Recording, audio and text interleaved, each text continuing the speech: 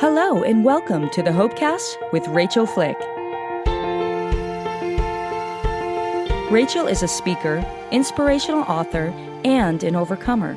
As Rachael is walking through her own journey of grief, she's challenging others to persevere and overcome their own circumstances. Find out more at rachelflick.com. Here now is your host, Rachael Flick.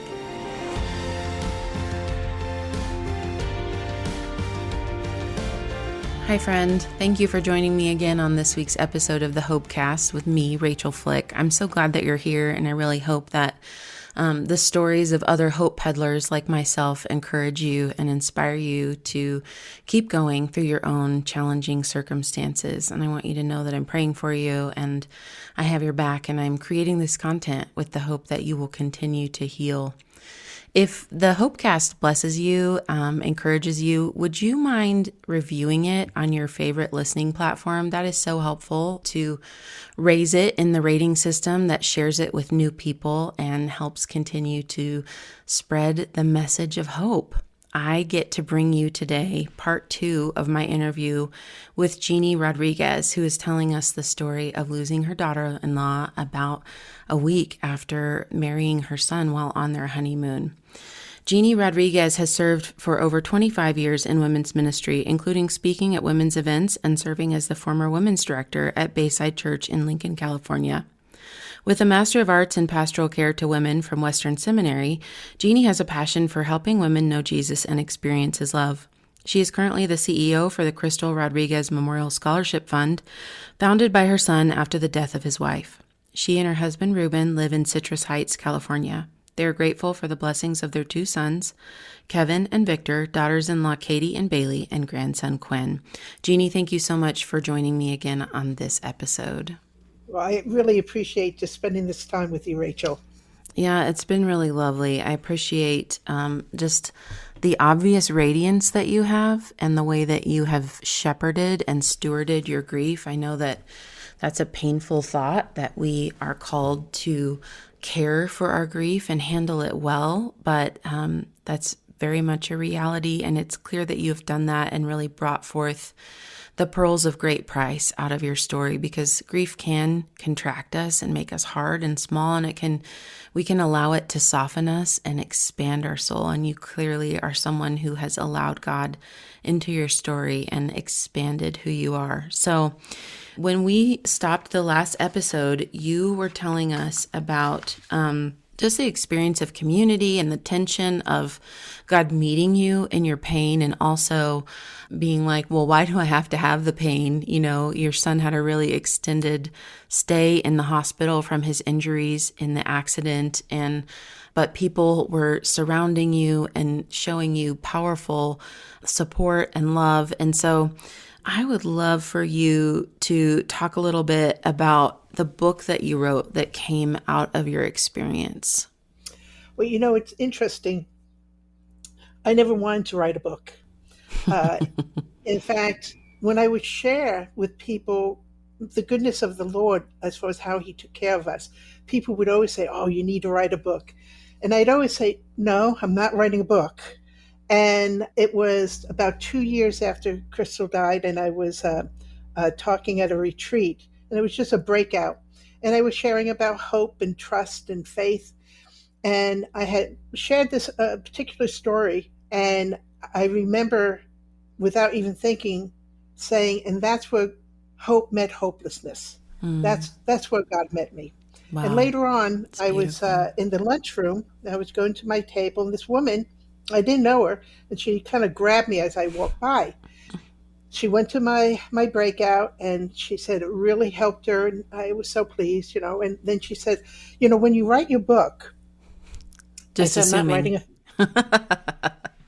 I'm not writing a book, you know.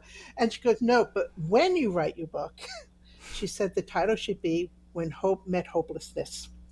And so I walked away, and I remember saying to myself, I'm not writing a book, but you know, that is a good title. You're like, just in case, I will stick a pin in that. And so probably 5 years went by, and people were always giving me different books to read. I don't know if you found that, Micah. Oh, yeah.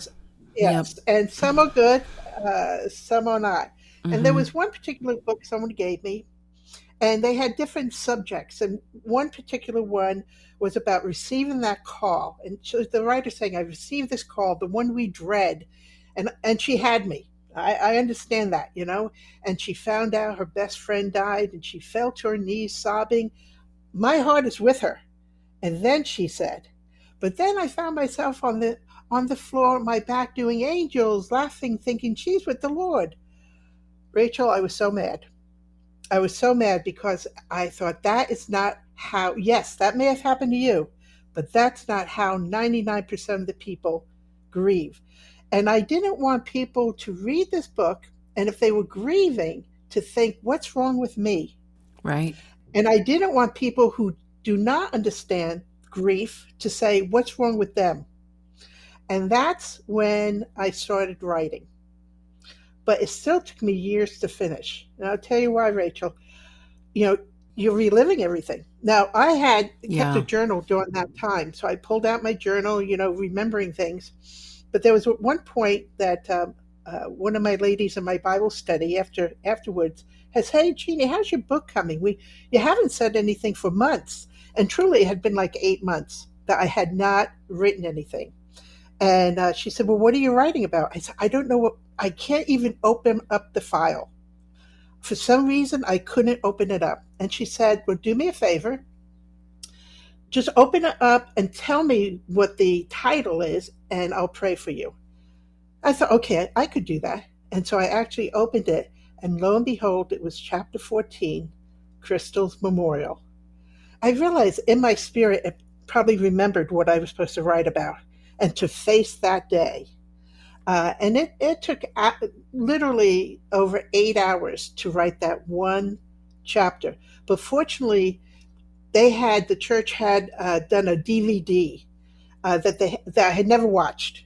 I had put it aside, and I pulled it down, and I would watch a little bit of it and write about it because the emotions would come up. And through tears and writing, and then I watch a little bit more and just cry and write and cry and write. But it took a lot to write the book. Yeah, I think especially when we're telling a story that involves pain, I've found writing to be really cathartic. That Yes. It helps me process, it helps me understand my grief, it helps me wrap words around a very visceral experience where it's like, this is in my gut, this is my whole life right now, but what's happening to me, And I read about grief and grief only voraciously after Micah died, trying to understand what was going on. But I'm working on a book, and in the chapters that I have written, it is so painful to write those experiences down on the page. And then when I'm done, I need to be with a supportive friend and just kind of sit in the shell shock of releasing that onto the page. And so I really resonate with what you're saying. And did you find, I thought I was familiar with grief as far as, my brother had died when I was 19, losing a parent, losing grandparents, losing friends. I thought I knew what grief was. But when I lost Crystal, I literally, not only my heart was breaking, I felt it shattered, but my whole body ached. Yeah. The pain literally was throughout the whole body. It was such, I couldn't even put it in words, the pain of it. And that's why it's hard to even understand at that time, how can I be happy? Yeah. How can I smile? How can I have joy when I'm in such the depth of pain? Mm-hmm. I do relate to that, and I feel my emotions very physically. And just when they talk about the heaviness of sadness and sorrow, it literally feels like you weigh 1,000 pounds. It's like when you're struggling to get up off the couch, it's because your body feels so heavy, and I call them stress pukes, but I've never been someone that really has stomach problems. And when Micah died, I was just vomiting, like from the intensity of the trauma and the pain that I was experiencing. And I was like, the idea that you're going to be happy again while you're stress puking, like, it's hard to imagine. Yeah. And I feel like you had to even experience more because you had children, little children. Mm-hmm. Got to get up. Exactly. Mm-hmm. At least with me, I mean, there was days it's like I don't even want to get out of bed. But when you have children, you have to get out of bed. Yeah. Yeah. I really think that the kids kept me on my feet, to be honest. Like, I don't know that I would have gotten up and kept going if I didn't have to. And I know that when I was having thoughts of wanting to die and just like, let's all drink the Kool-Aid or, go find a plane to jump out of. And that they were the ones that I was like, I will not take their mother from them after they've lost their father. And they really kept my feet on the ground. And so even though it was so hard to function for them, and there were many people who needed to stand in for me and give me breaks. And, one of the gifts that people gave me was even packing their school lunches so that I didn't have to think about that. But so I had a ton of help in surviving with my kids and them becoming the people they are today. But yes, it is definitely another layer of loss. It's interesting that you say, I thought I knew grief. And I think, we really have to give ourselves permission to grieve each loss individually. You talked about losing your brother, and that's a very traumatic loss as well. And yet you say that, this one came differently to you and you felt it differently. And so, I lost a friend to suicide, and I was just rocked by this. And I would have said to you that I wasn't really close enough to this person to have been rocked by it, but I was, right? And so it's just like, you just have to honor where you're at. Like, you can't argue with your grief. It is what it is.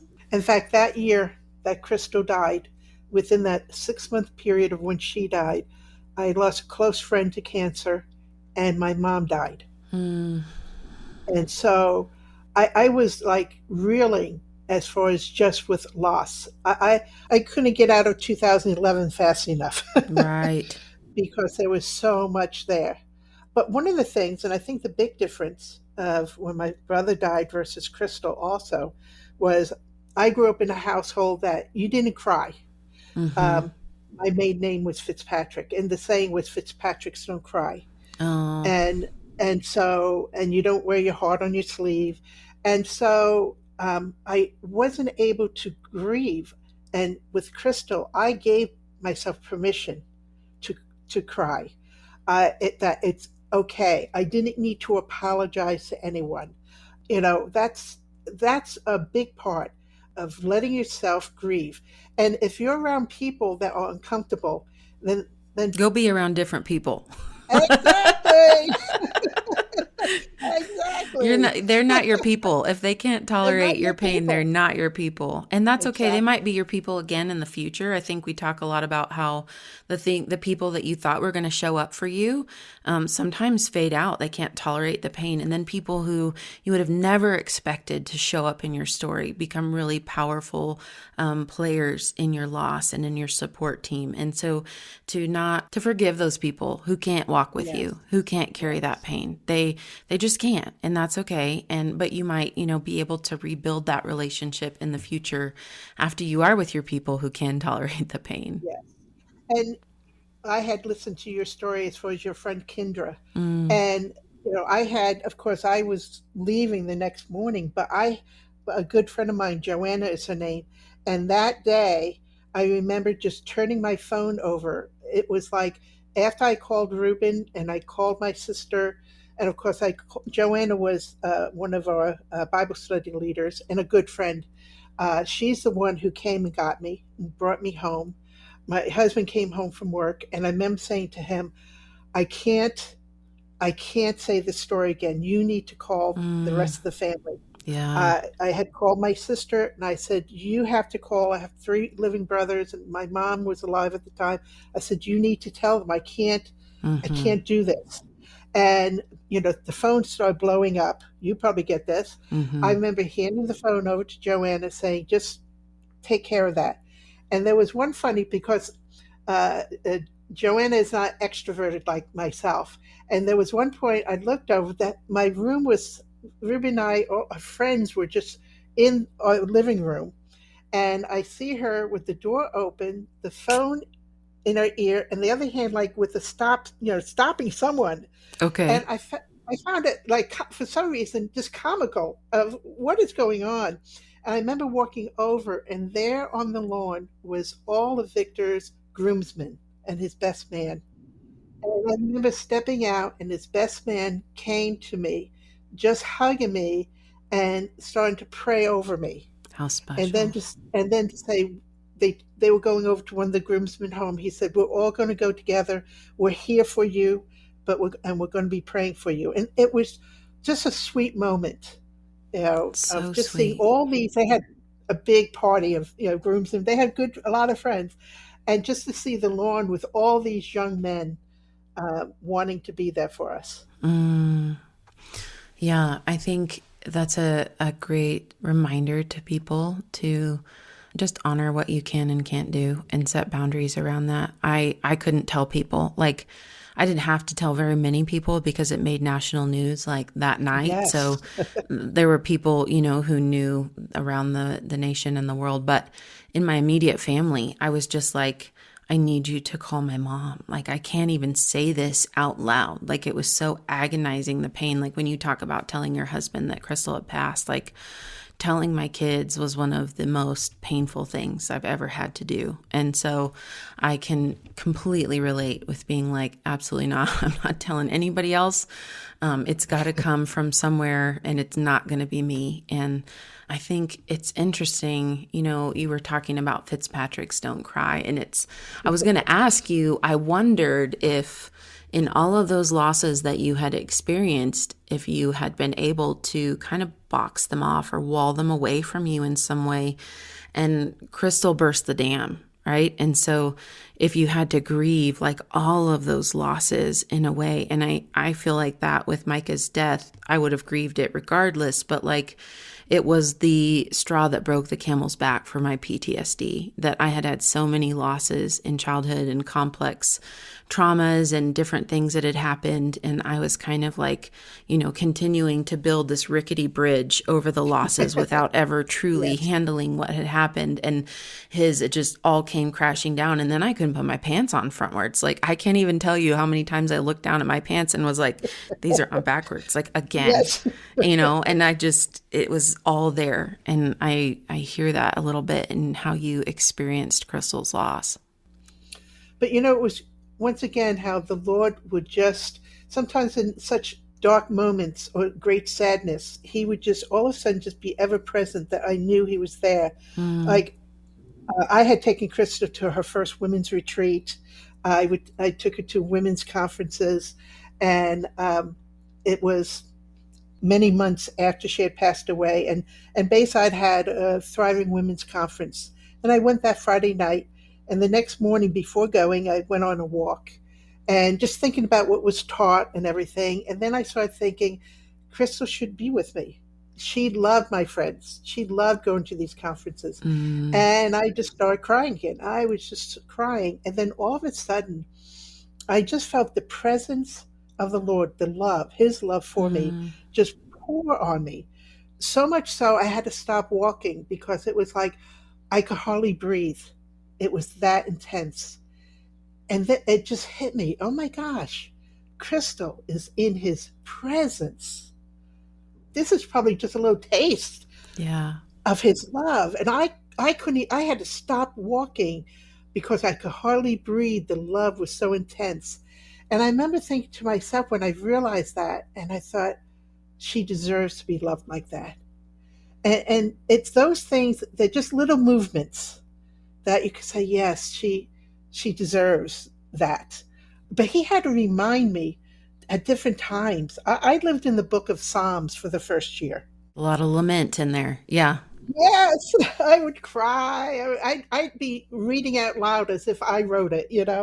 And I was reading it one morning, crying. At this particular time, I was doing my little pity party. Every now and then, I You're just do a allowed to little have pity. pity parties when people die, for the record. And all of a sudden, I just felt impressed. 116, like I was supposed to go to Psalms 116. And I remember just continuing reading and actually saying, I'm having a pity party. I mean, I acknowledged it. It was like, God, I'm having a pity party. And 116 grew stronger in my spirit. And it was like, finally, fine, I'll go to 116.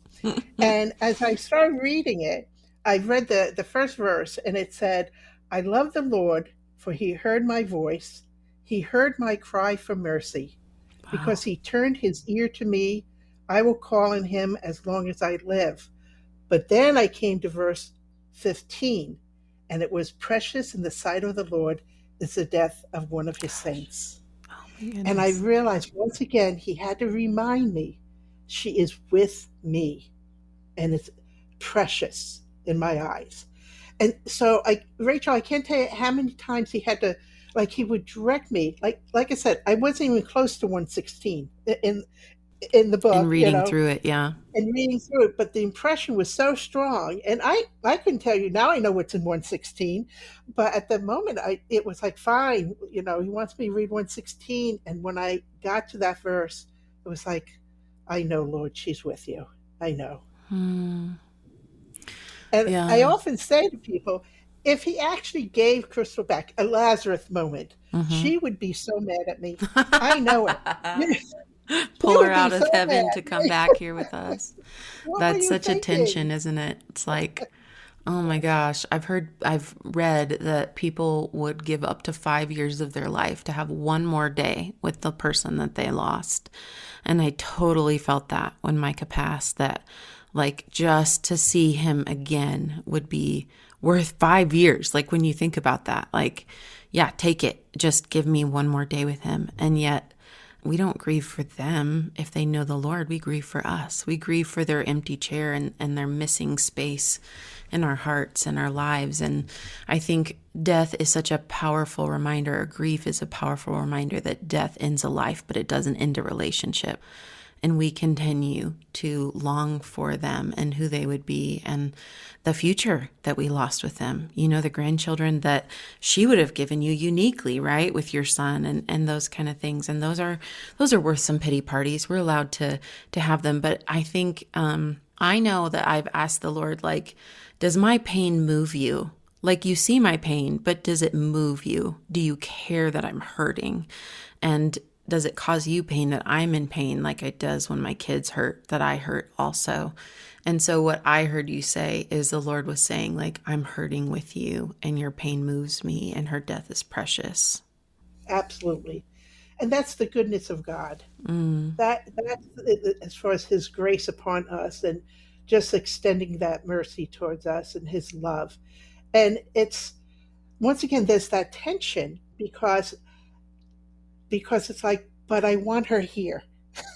But Mm-hmm. look what, because of her death, it wasn't long after, I think it was a year or two, that I actually did a women's retreat. I love doing retreats for women. Mm. And of course, there's that one was on faith and hope. And I always like the church as far as pick the topic, but they happened to pick that, and it just was a perfect fit. But after sharing, and of course, some of these stories are put in there with the Bible teaching because it just lines up so. And at the end, I always do a salvation message, a chance to accept Christ as their Lord and Savior. And that particular retreat, 8 women raised their hand. Whoa. And afterwards they came, and people were hugging, and even those who didn't accept the Lord were hugging. I think because of, they felt the pain, Mm. but still the goodness of the Lord. But the one that stood out, her name was Judy, and she hugged me extra long. And as she was hugging me, she said, "You don't know this, but my brother died 7 years ago, and I didn't have what you have, but now I do." Mm. And I realized she had a catastrophic loss in her life without Jesus. I can't And imagine. she heard my catastrophic loss with Jesus and realized that's what I'm missing. Yeah. And I've gone to Africa a couple of times in missionary trips, and women accepting Christ. So I've seen, in fact, with this book, I had got notified that a woman, she accepted Christ. And then she ran into a high school friend that she hadn't seen in years, who invited her to a Bible study. And now she's going to a Bible study. Mm. And so I had many reasons to write the book. And I felt so blessed that the Lord has made it possible for people to contact me to show that the things that were on my heart was coming through. Yeah. I mean, I was at a widow's retreat last month, and one of the widows said to me, and she was talking about just the value of her story and her experience. And she said, I know the price of this oil. And I see that in you, that you have allowed the Lord to press from you some of the most beautiful love, hope, that you wrote a book, that you share that with other people, that you have led women to the Lord. Like, that is some valuable oil that has been pressed out of your pain and your loss. And you have that fragrance. Like the Bible talks about, that our prayers are like incense going up before the Lord. And I know that the way that you have shepherded your loss smells so sweet in the kingdom of heaven. That's my heart's desire. The other thing is, I learned as I was writing the book, I did a chapter on forgiveness. Sometimes we don't, I didn't even realize, once again, it was reading the word that God put on me, that I realized I was so angry at the men who took them up, and because they did not do their job properly.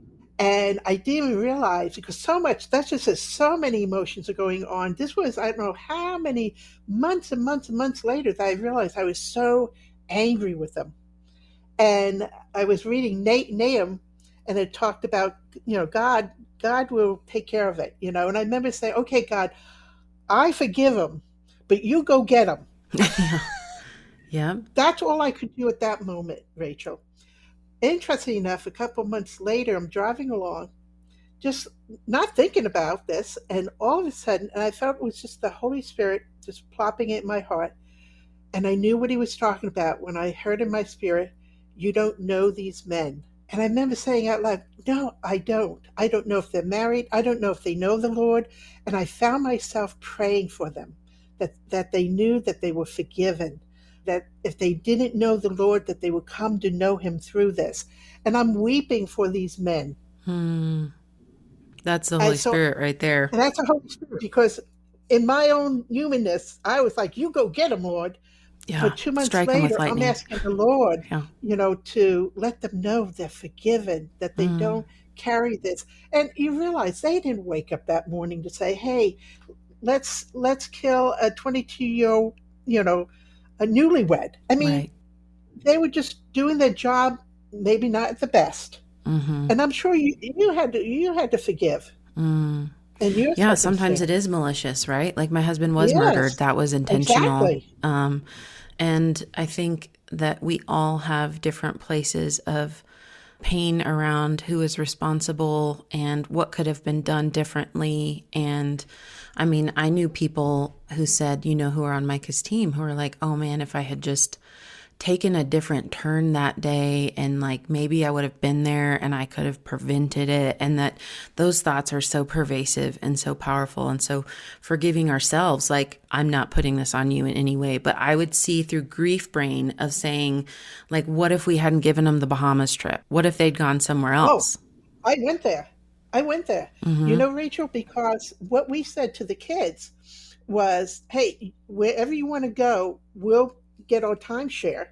And she wanted to go to Greece, but because of the price of tickets, she decided, let's go to the Bahamas. Now, in the end, we had given them a nice size bit of money to spend on the honeymoon. And I remember thinking, if we gave them the money to buy the ticket, would this have happened? And I carried that guilt. Exactly. You do that, Victor felt guilty. He felt he didn't want to go on it in the first place, and he felt I should have said no stronger. I should have refused. We all do that. Yeah, it's a very normal way of trying to take control of an uncontrollable situation, right? Like, where can I get my power back in this great loss? And trying to bring logic and rationale to something that is completely illogical, the loss of your person, like, especially when it happens quickly as opposed to disease. It's like one day they're with you and your life is full and they are full of life, and then they're gone. And that is like, how does someone just evaporate out of your life? And you have to like kind of shake yourself and reconcile with like, where did that person go? And so we try to like be like, well, if I'd done this, or if I'd done that, or if someone had done this. And there's a lot of forgiveness that has to happen in that space for ourselves and for anyone who is involved in our loss. So true. And then we come back to that God knows the number of our days. Yeah. And so I have to think, okay, he knew this was it. And I often say to Victor, she found a man who loved her. She found parents who wanted to be her parents. She had the dream wedding, everything. She wanted to have just a fun wedding, and it was a fun wedding. They had, up to the last day, really a great honeymoon. And it's like she did a paper in her senior year, and the last page she wrote, my ultimate goal in life is not to be rich, not to be famous. My ultimate goal is to have a good family. And I just felt like God honored her heart. Yeah. That's the beautiful heart though, right? Where you're like, oh, she had the good family and then she went to heaven. Like, to a better family. Ooh, gosh. Man, there's so much tension in the both and in grief. The beautiful heart. I call it the brutal. The brutal and the beautiful, like finding the silver linings, like you're saying, and also honoring the sense of loss. Will you tell me a little bit about how that scholarship fund came to be and what you guys, who you seek to serve in that? Well, in fact, so Crystal was able to go to college because of scholarships and also grants. And she loved her high school. And so after she had passed away, and Victor had come to us and said, hey, he wanted to honor her. And he wanted to give scholarships away to Casa Robles, to the students. And so we started, so our board, we have 10 people on our board. We're the old folks. Everyone else is. We need those. Victor. We need the wise people in our do. life who've done that. So, but they decided to do a golf tournament. And so interesting, I'm thinking they're planning for the next year, because I've done events with women's ministry. I know the time it takes. They were talking about 2 months, in 2 months. And it's like, has anyone done a golf tournament? So our first year, we had 34 golfers. We had some sponsors, and we were able to give 2 $1,500 scholarships. Fast forward, last year, we had 144 golfers. That's awesome. Lots, big sponsors, and we raised over $19,000. Oh, that's awesome. Wow. And we gave Love 11 that. scholarships, so $16,500. We've given over $135,000 in these last 11 years. What a beautiful gift from her life, and that people are motivated to continue to come together and to donate and to do those things. That's the silver lining. That's the thing that wouldn't have happened if the loss hadn't happened, which is really hard to reconcile, but also very beautiful. Jeanne, your story is so sweet, and it's moving, and it's intimate, and I'm so grateful that you honored me by sharing it today, and I know that people are going to be blessed to listen to it. I loved getting to connect with the widows who said they were listening to the Hopecast, and it's not just for widows, but they were telling me, like, I binged your podcast. Like, I was listening for nuggets of hope and inspiration in people's stories, and it was there. And so, Jeanne, you have seeded into the healing of people who are coming behind us in their loss and who really need to know that it's possible to heal. And you are a shining example of that. Jeanne, where can people find you, and where can they get your book? Well, they can get my book, When Hope Met Hopelessness, on Amazon. And I have a website that has more information as far as not only about the book, but as far as speaking. If they want me to come speak, if they want to know about our organization, CRMSF, they can go to Jeanne, Jeanne dash Rodriguez, RODRIGUEZ.com. So Jeanne-Rodriguez.com. Wonderful. And your book is When Hope Met Hopelessness? Yes. That's so awesome. I'm so grateful for you and the way that you have taken the opportunity to allow the Lord to bring something beautiful out of something very broken and painful. And I just pray blessings on you and your son and your family, and just as they continue, because as we were talking about in the last episode and before we started recording, like, you're 12 years out, I'm 5 years out, like that empty chair remains. We don't forget our loved one. We move through our loss. We don't move past it. Our love continues for them. And so you have done some really beautiful things in allowing the Lord to show himself through your story and to write this book. And that's a beautiful thing.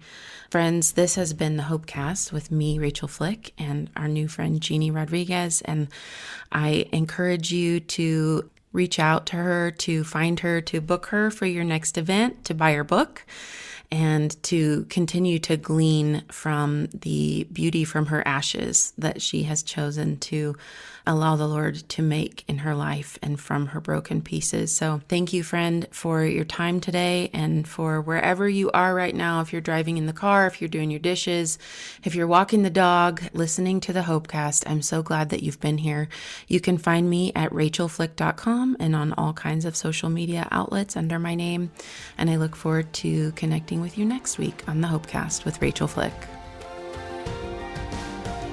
You've been listening to the Hopecast with Rachael Flick.